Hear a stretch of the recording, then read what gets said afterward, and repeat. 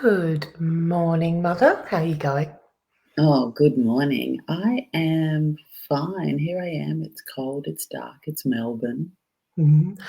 I had my first ever sleeveless walk in Glasgow today. Oh, well, 10 hello. minutes, 10 minutes of it, but jumper came off, arms were out. It was amazing. Look at you, all tropical. Oh, it's positively balmy. Um, well, thank you for joining me here again for Chatalyst episode 2. Now, we had plans. We had grand plans to go on and talk about different ways we interact with each other in the business and how we work together. But I don't know about you, but I have been absolutely floored, floored by the fact that people are listening to this. The people in our lives hear us talk a lot, but just just the incredible, insightful feedback that has come back that this is resonating with other people and people are relaying it to parts in their life and work that they're doing and asking us to go deeper into things. It's just like I am floored. Yeah. How do Yeah, you feel about it? yeah, um, the same. I love that there have been people who've experienced similar things with Mm, their mums, um, and they haven't been able to heal that journey as such. So yeah, they've asked, can they share this? Can they? And I'm like, please do whatever you need to do yeah. to heal It's your relationship. Mm. it is funny though, where you have that moment where you're like, "Ah, we're not we're not that special and unique." Oh, Like no. Oh, no, mixed up mother and daughter relationships are a thing, yeah. and it stands to reason that they are. Mm. And uh, ours, I think, was compounded by the fact that I know a lot of people don't think 24 is young to have a child. I I do. was very young. Yeah, Mm. I was young. And I also think that it was compounded as well by my whole life being capable and being independent and not asking for help and being strong and being the good girl and making sure everything was just so that if asking for help was seen as a weakness. So here I am alone with a child in Sydney with a partner that works away a lot, Mm. and I'm not asking for help with no idea what to do. I mean, that was not an auspicious auspic well, I can't even say it, auspicious. Hey, it's early. I haven't had tea yet. Mm. It Yeah. and it just compounded from there in wanting to be the best mother. What happened was that I made such horrible mistakes because I was so focused in trying to control and manage everything to be the perfect mother that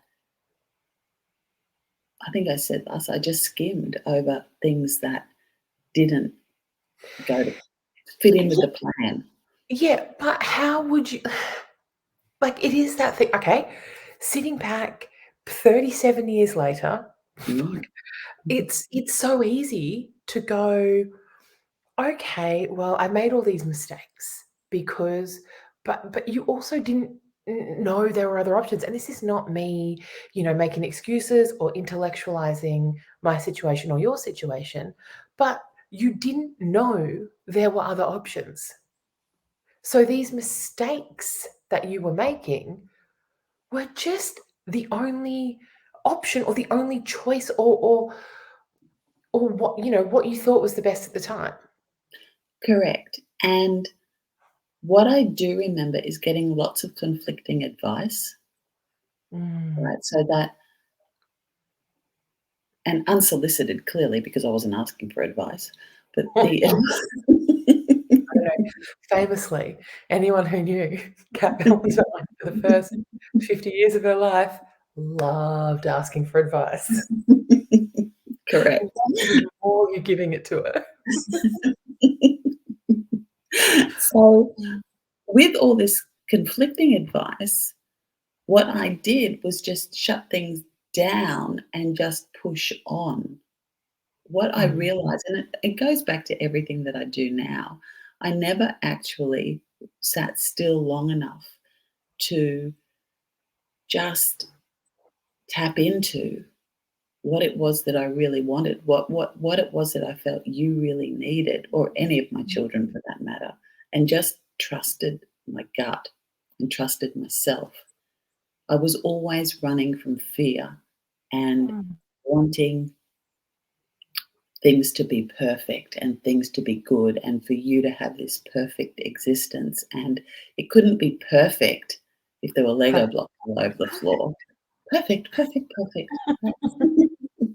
And I didn't ever stop and just be. And I think, I mean, I know a lot of new mums and, ask me for advice. And I just say, the only advice I can give you is to listen to what everyone's saying, but then do what's right for you.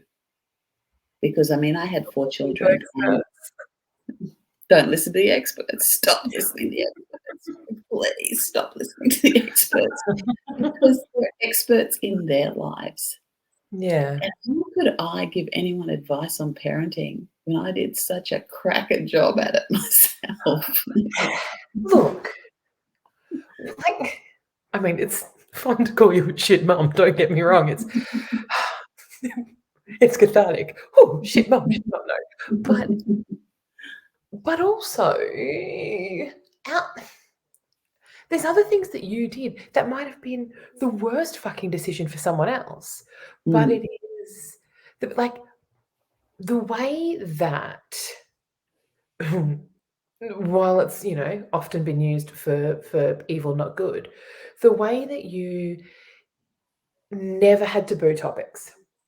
And I can actually I could you could literally see the way that you and Dad would do stuff with us that was a complete polar opposite of the way that you were, raised, or well, I wasn't there, but the stories that you told us about mm, you guys being raised. So everything always being for discussion, like, you know, um addiction, sobriety, sex, religion, money, politics, in whatever age appropriate, like, there were questions we were always asking. mm, Like, mm. the infamous, "What happens if a boy pees in a girl's vagina?" I was like, "That's over." Um, I loved those questions while I was driving. but, like, so I and Dad being quite, affectionate and Mm, huggy, and mhm, so it's like there were things that you guys did that, even us being able to be open with you about our own substance abuse, or coming home and being like, "I've done too much. I'm fucked up. I'm waking," like, knowing that we could wake you up, mm, uh, and we would get in trouble the next day, but not for waking you up, or, mm. and that kind of stuff, where that relationship wouldn't or that, wouldn't necessarily be a good thing in a different environment, uh, you know? I was always I always wanted to be aware of what you were doing, even though knowing what you were doing was terrifying. Do you reckon part of it was, and this is just, on the fly, but do you think part of it might have been that so many balls in the air, can't drop the ball, that was there a control aspect to that as well, where, like, I needed to know what everyone was doing, because if I know, then I can deal with it, but if I don't know. That the fear of the unknown, Mm, yeah, that was huge. So, yes, a lot of it was that I wanted to know, but also a lot of it was the realization, I mean, we're talking about when you were teenagers, Mm. was that I had no control over whether or not you were going to have sex, whether or not you were going to take drugs, whether or not you were going to get smashed. Like, I really had no control over that. Which So, is would be weirder if you did. correct. Right? So, Like, what I wanted to do though was be in the loop yeah. because I couldn't influence you at all if I was one of those parents that, oh, I can't tell mum that, or I can't tell mum Yeah. that. And dad was the same, so that, I might go and sob hysterically on the steps later, but in the moment it was like, okay. Mm. So there was that aspect that I would do all that again, exactly the Mm. same. Um, yeah, because Did you consciously did you and dad consciously discuss how you were going to discuss certain things with us, how you were going to raise us? Did you have a when you talk about, making these mistakes and whatever, did you also have a plan in your head of like, this is how I want to yes, we have these did, conversations? because both of us came from families where I think for your dad and for me, we weren't close like that with our parents, Mm. right? I just shut down and I didn't share anything. Mm. What a surprise, figured it all out on my own, right? You make a lot of big mistakes that way. But I didn't trust that my parents had the information that I wanted or needed, or that they could help me make a decision, right? And thinking about it, I felt that if I shared anything, that what would happen would be that I would be shut down even more and allowed to do even less things. So it was better just to not Yeah. say it. With your Yeah. dad, he had parents who had very different views to him on religion, on, you know, and he is escaping a lot of that as well. So we Yeah. made a conscious decision that we would parent differently. So, what was so disappointing for us in reflection is while on the big things, I think because it was conscious, we didn't realize the parental programming that we had that was unconscious, that was playing out alongside that. And what was happening is we were repeating a lot of the stuff that we didn't want to do. And we were blind to it because it was so unconscious, because we were doing these other things that we did want to do. And the stuff that I mean, again, you can't talk for dad in this, but the stuff that you repeated, can you see that like, because again, your mum wasn't my mum. She's my gran, and that is Right. Yeah. the same as, I'm sure, the Twizzens are gonna be like, "Mama Cat is the best person in the Yeah, world. We she's have no the trauma from her." Um, she lets us play. Mm. yeah, I know. She plays with us. Um, but can you see, uh, was the stuff that you were repeating, was it the same programming? Was it just was it the same food group, just a different flavor? Like what?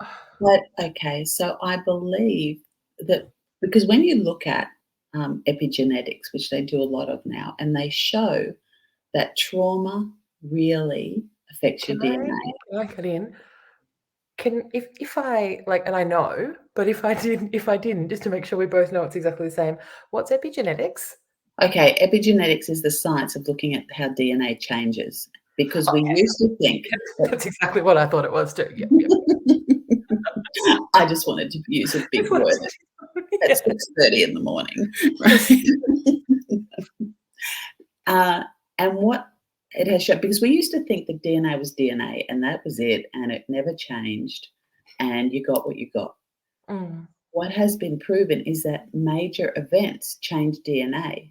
So that for my parents, they were children in the war, and even though we weren't in Europe, I know mum had to go to Sydney at some time during the war, and there was rations and there was a lot of fear. My dad was an illegitimate child in 1933, Yeah. and my grandmother, who was like one of my absolute heroes forever, chose to raise him. So Yeah. what he dealt with as a child was really traumatic. And what that does is it changes your DNA, and then you pass that down through the generations so that there could be an even stronger predisposition to anxiety, stress, shame, but the beliefs as well. But by that token, then, that even before then, when your great great great grandmother was wherever, on a boat somewhere, or she has the DNA that becomes your grandma, and then the eggs and like there's that. Well, during the trauma, right? When I'm I not a think scientist here, of, so yeah, I'm so gonna when need I you think of so let's take my grandmother Jessie, my great grandmother Jessie, all right, who was an Aboriginal woman living on the outskirts of Brisbane in Shorncliffe. to. And she was married to a man, Thomas, who we Thomas. say was a pirate. Was a pirate. He, Yeah, although Gran says she doesn't know where we got that from, and I think she's lying, but that's a conversation for another she day. says he owns a leather shop. Whatever. He was a pirate, but They they did put have they did they have multiple properties and four 3 properties. boats, though. Yeah, Mm, correct. Right. Gran took me on a little family history Shorncliffe tour. It Mm. was great. So whatever Jessie was going through in that time in her life, when she was pregnant with Elsie, who was Mum's mum, mm, right? Whatever trauma and drama she was feeling, of course, would have passed through Elsie. And so Elsie's, as she was growing, would be feeling all of these feelings and yeah. stresses, and they would become normal for her. And while Elsie was still there and Jessie was carrying Elsie, Elsie would have formed all of the ovum, one of which would have been Mum. Yeah. Mum is directly affected by whatever was happening in Jessie's life at that stage. But also, then aren't you? Because that ovum that became Gran then became the ovum that became you, and that was there.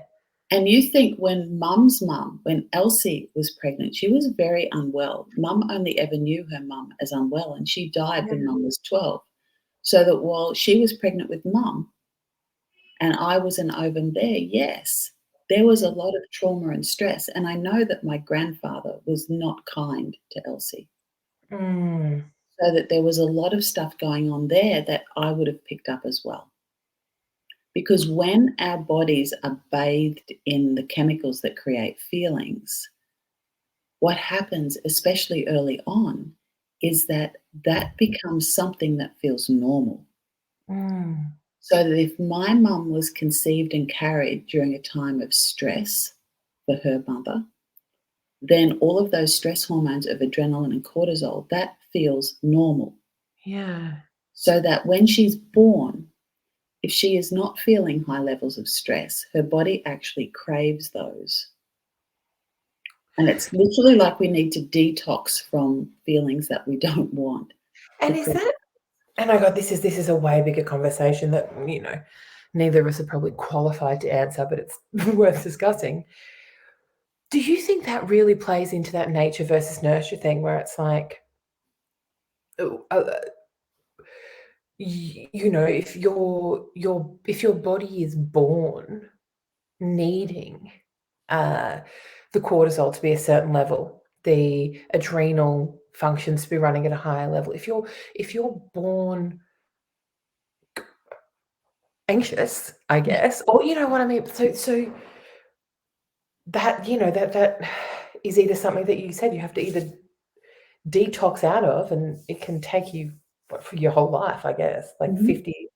Not that that's your whole life, but Please.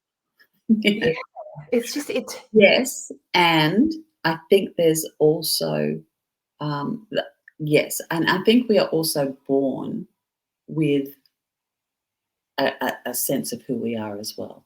And that Yeah. I think that the nurture that you get around that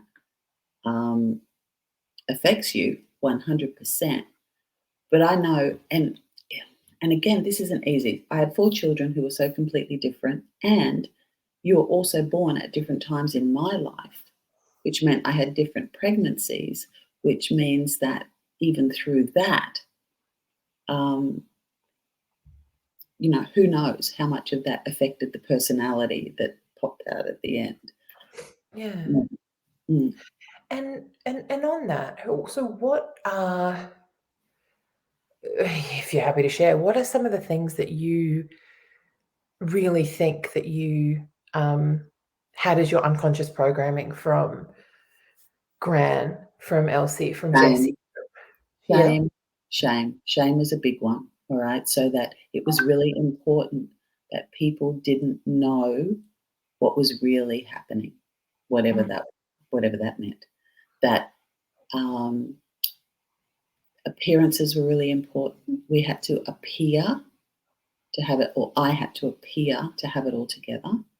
The shame of not being capable was almost, it felt like life and death. mm. So that was a So, really, like, when you talk about the, your core fears and stuff, it isn't essentially it is life and death mm, to you. mm, It's mm, it doesn't it's not just, oh, and it felt like, no, but it is. Your body is telling you that if you get embarrassed by this, you will die. It'll be correct, the worst thing, that it's the end. correct. Because whether it comes through that fear of being unlovable Mm. and abandonment, right? And of course, all these core fears make sense because, Fucking worthlessness. or worthlessness, That right? arsehole one. It just keeps Correct, rearing its ugly head. right? But it makes sense, even though they never happen, because Mm, I am lovable and worthy in and of myself, no matter what happens. But events happen in our lives where we make it mean as children mm. that we're not lovable unless we do something, or we're not worthy unless we achieve something. But Yeah. that child is never worthless. That child is never unlovable. But we make events mean we are. And for me, I always needed to be in charge. I always needed to, Kathy, can you just look after? And you will, this is what I did to you. This is what I did to you. Can you just make sure that's quiet? Just look after this. Just do that. Be sensible. Mm. Stop. I remember one time mum saying to me, stop laughing. You look like the village idiot. Funny. Clearly, she was Beat yourself up. No, I'm kidding. she was not having a good day. No.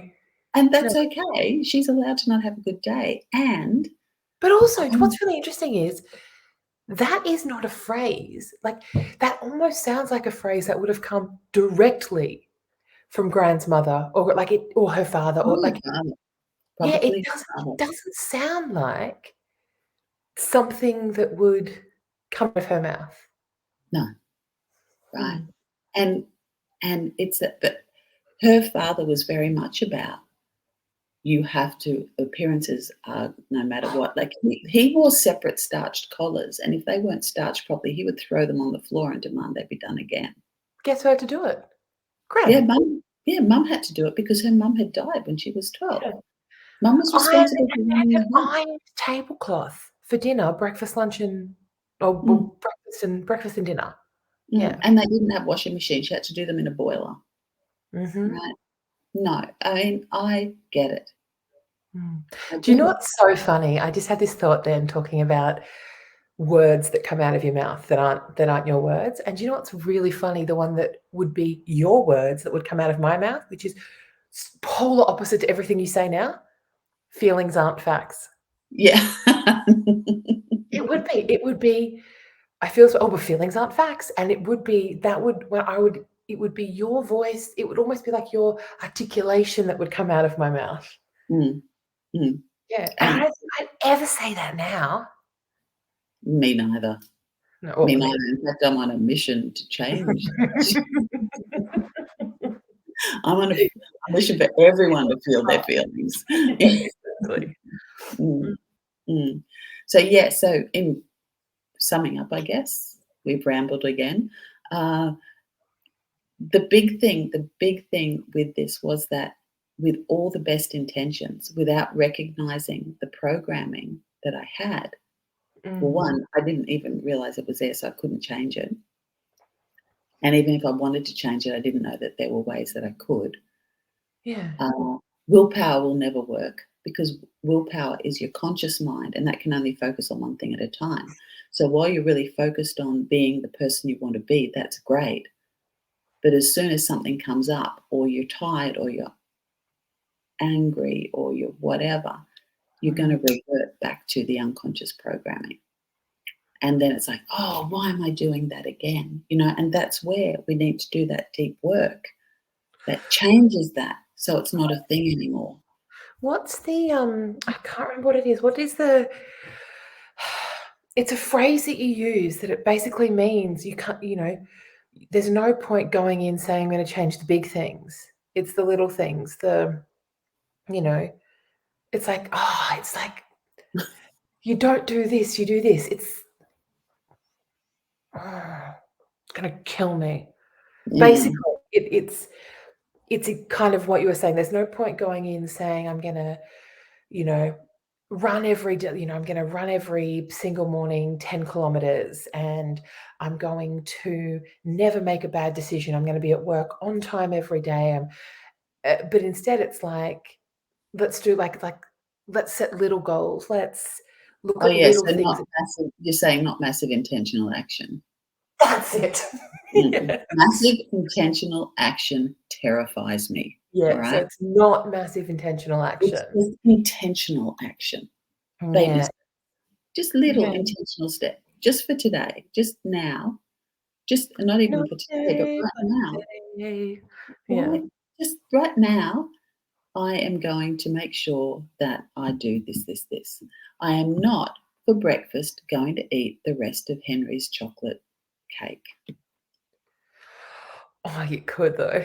Yeah, a massive intentional action would be eating the whole rest of that chocolate cake. Um, but it's the same with, like, realizing that programming where it's like, I can't not be you straight away. I can't do it. I can't not, because first I have to realize all the things that that I've Did you that find, though, that when you went through matrix therapies, that disconnected a lot of old programming for you? um, it I wouldn't say it immediately disconnected it, but it made me aware of a lot of it. And I Mm, guess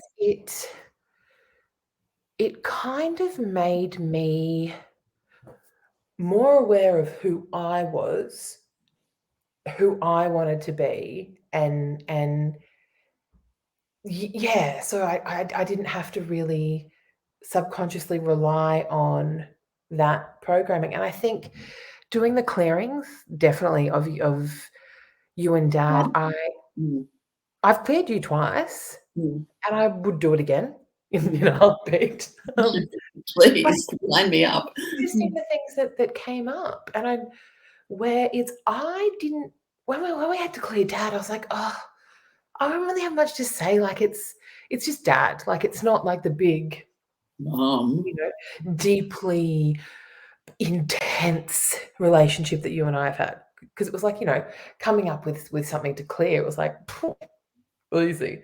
With dad, I was like, "Oh, I don't know, it's just dad." And then 'cause with when doing stuff with you, what came up was a lot of, sadness and shame and all that kind of stuff.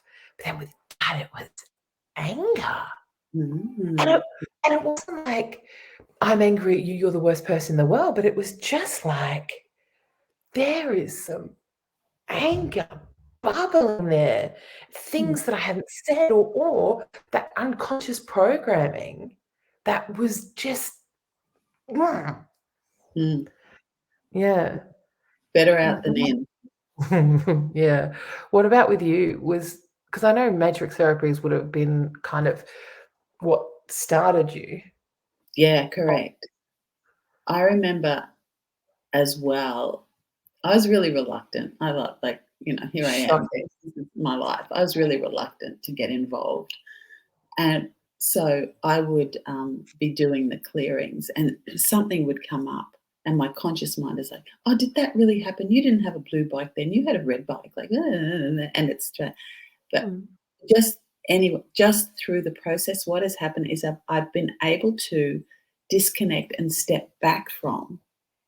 And I think the gift is that it's possible to disconnect. The biggest gift for me is I'm not triggered by stuff that mum says anymore, or my sisters say, or your dad says, or anyone says, because I realize that the triggers have all been mine coming from my perspective. It's got nothing to do with them.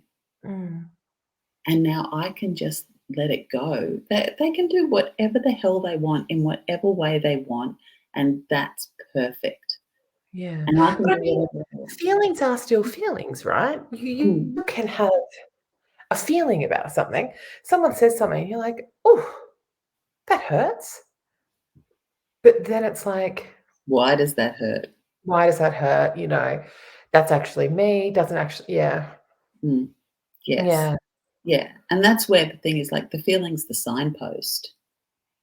The feeling is the fact that the story that created it is not. I Mm. think that's the key. That's the piece that I was missing, Yeah. right? The feeling is fact. You can tell me in your body where you're feeling your anger, where you're feeling this. But the story Mm. that created the feeling is usually bullshit. Yeah. Mm, I saw this really interesting. It was just TikTok. It was a combination of Pedro Pascal on the red carpet, and he'd be always have his hand just on his tummy, like mhm. above his under his boobies, above his belly button, kind of thing. And then they ask him about it, and he's like, "Oh, that's where my anxiety sits. So Mm, I just hold it when I'm on the red carpet." And I was like, "Ah," and I was having a conversation with Sarah the other day about where in your body feelings sit mhm. and where you feel yourself in your body. And I actually want to go into that next time, I think. Well, let's Going do that next time. going into, yeah, where you feel yourself in your body, where feelings are in your body, where you can feel certain bits of, because I think you feel different. Feel like I feel sometimes stuff about you, and it could be this. It could be a stress or shame or a worthlessness or something, but I might feel it for something else somewhere else. Yeah. It's not like worthlessness always sits here, No, like I it's know. It's quite extraordinary, isn't it? and then when you Let's start realizing it, anyway, we'll go into it next we'll time. dive into that next time. Yes. All right. Okay, darling. Thank you for the chat, my mama. I love you. Ooh, love you too. Bye.